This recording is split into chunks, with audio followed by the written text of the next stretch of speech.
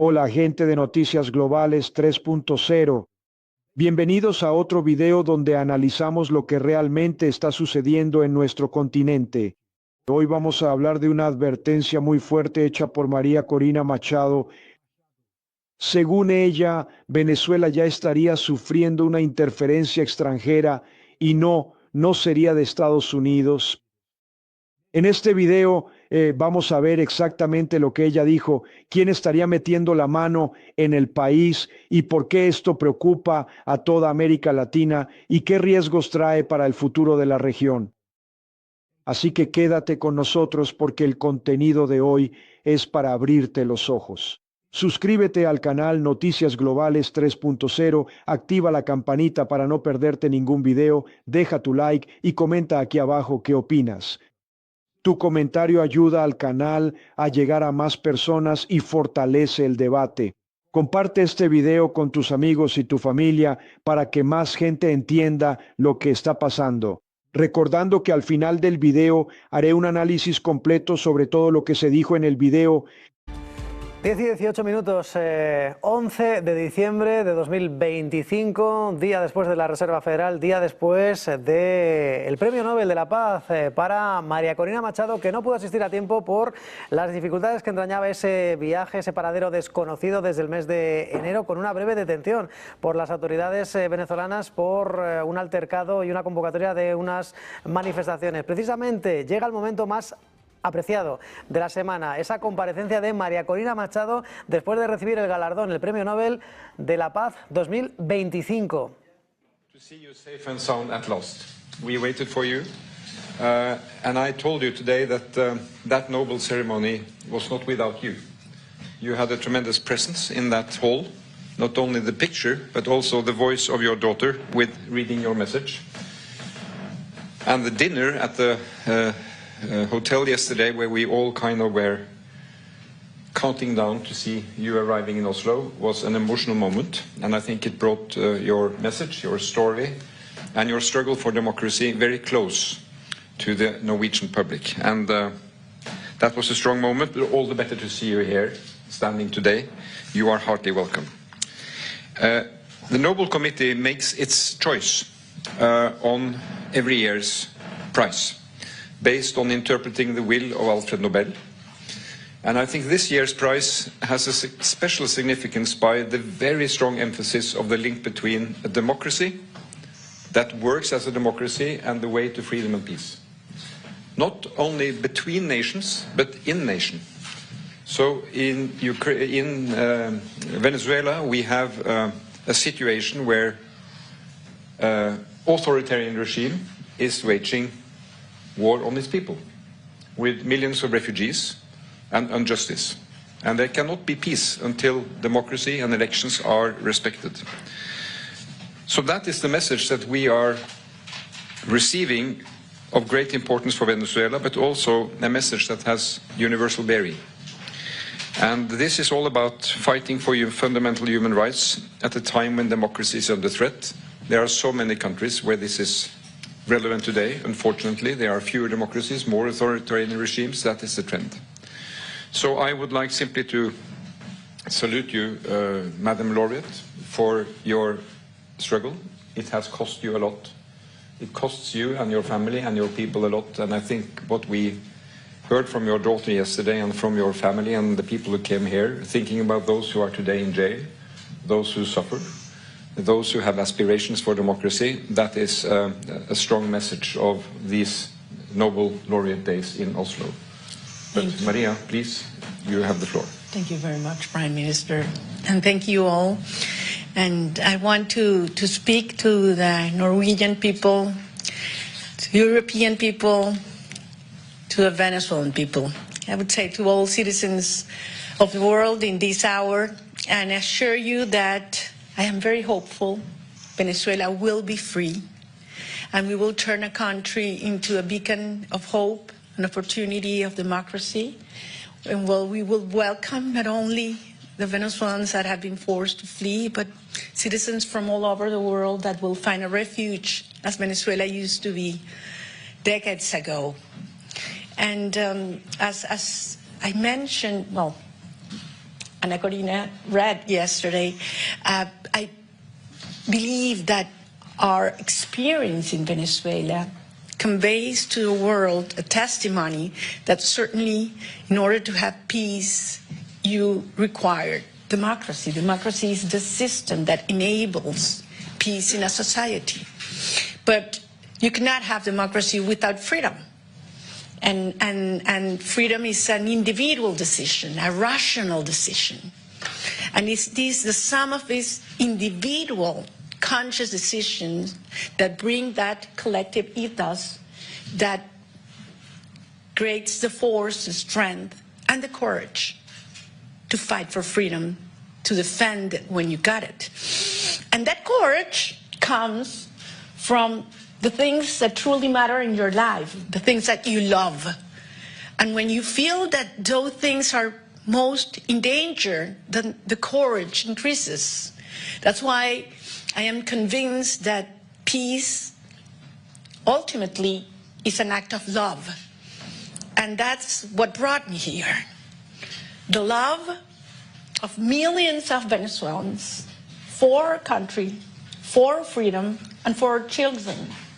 And I believe there's no other generation in the history of Venezuela that loves more freedom, our family, and our soul, our territory, the possibility of actually being in your homeland, in moving freely in your homeland, because we have lost that.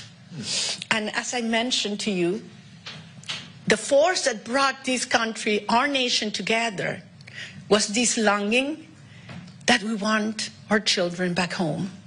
And we will not stop until they do that. And we give them a country in which they can live with dignity, with justice, and the responsibility that comes with freedom. So we have great admiration for Norway's institutions and democracy. We shared benefits that nature has given us, and we admire the way this society funds come from, well, from drug trafficking, from the black market of oil, from arms trafficking, for human trafficking. We need to cut those flows. And once it happens and repression is weakened, it's over, because that's the only thing the regime has left, violence and terror. So we ask the international community to cut those sources, because the other regimes that support Maduro and the criminal structure are very active and had turned Venezuela into the safe haven for their operations into the rest of Latin America. Thank you. The next question comes from the Norwegian broadcaster NRK. From Norwegian Broadcasting. You have had meetings with politicians at the Norwegian Parliament and Prime Minister Støre this morning. Have you asked for any kind of support from the Norwegian government for your fight for democracy in Venezuela? We had a great conversation this morning, and I am very excited also with what I experienced at the Parliament. I'm a former member of a Parliament, and to see an actual Parliament working, you know, with representatives of parties in all the spectrum, you know, passionately and respectfully defending their views is something I miss so much. And yes, the answer is yes. Not only right now, we need to speak out, to tell the truth, so that people understand what our country is suffering, what our political prisoners are going through. Children in Venezuela only go twice a week to public schools because teachers earn $1 a day. So they have to get other jobs. So we have our children in the streets, and you know what it means in terms of their future and the risks they run. So yes, we need to speak out. We need to cut these resources that support repression now, but also we will need a lot of ideas and advice regarding, building up institutions, such as the energy agency that we want to build in Venezuela for the new hydrocarbon sector that will, arise in our country. Can I just follow up to say that the laureate does not have to ask for that support, because we respect the will of the Venezuelan people, and that is clear. They expressed under very difficult circumstances their views in an election, which gave, according to all sources, international and domestic, overwhelming response.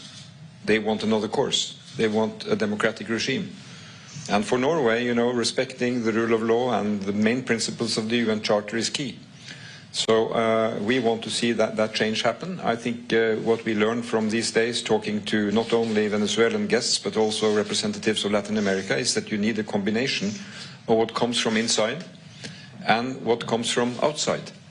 And we are from outside, and we are of course ready to support Venezuela, democratic Venezuela, in building new and sound institutions.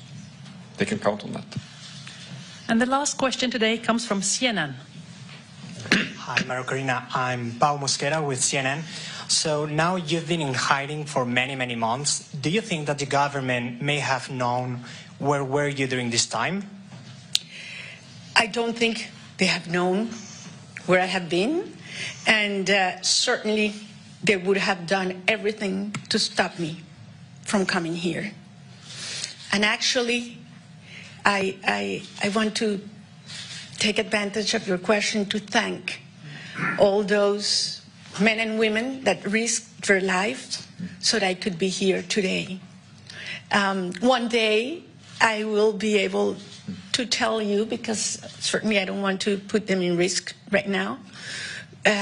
It was quite an experience, but I think it's worthwhile being here with you, telling the world what's happening in Venezuela, what it means to you as Norwegians and as Europeans, or from all the places where you come from, why Venezuela matters for the world. I mean, when you fight for freedom, you're fighting for humanity. And when we win, because we will, this will be an extraordinary example for those countries that today do not have freedom, and that people are telling them what we used to hear, that it was impossible to achieve it. And we decided to fight until the end, and Venezuela will be free. And of course, it's worthwhile. And when I go back, the regime will, well, there are two possibilities, certainly. Bueno, gente, después de todo lo que mostramos aquí, queda claro que este tema no es cualquier cosa. Cuando María Corina afirma que Venezuela está siendo influenciada por fuerzas extranjeras que no son los Estados Unidos, no está diciendo una frase al azar. Está señalando un cambio real en el mapa, en la capa de poder de América Latina. Y sinceramente, esto debería encender las alertas en toda la región. Cada punto que analizamos, la presencia política externa, la tensión en las fronteras, el silencio conveniente de ciertos gobiernos, muestra un patrón que viene creciendo desde hace años. Esto no afecta solamente a Venezuela. Esto puede cambiar el rumbo de cualquier país vecino, porque cuando un actor externo empieza a ganar espacio, la soberanía de todos se vuelve más frágil. Mi opinión es simple. Si esta injerencia sigue avanzando, veremos una región más dividida, más dependiente y con menos capacidad de decidir su propio futuro. Y al final, como siempre, quienes terminan pagando el precio son las personas comunes, aquellas que cargan con las consecuencias de decisiones tomadas por quienes nunca sufren su impacto directo. Por eso es tan importante hablar sobre este tema, analizar lo que realmente está sucediendo y no permitir que esta información quede oculta. Si este video te hizo reflexionar, no te vayas sin apoyar. Deja tu like, deja tu comentario con tu opinión sobre la situación en Venezuela o en tu país. y comparte este contenido con alguien que necesite entender este escenario. Eso ayuda mucho al canal y hace que más personas se sumen al debate.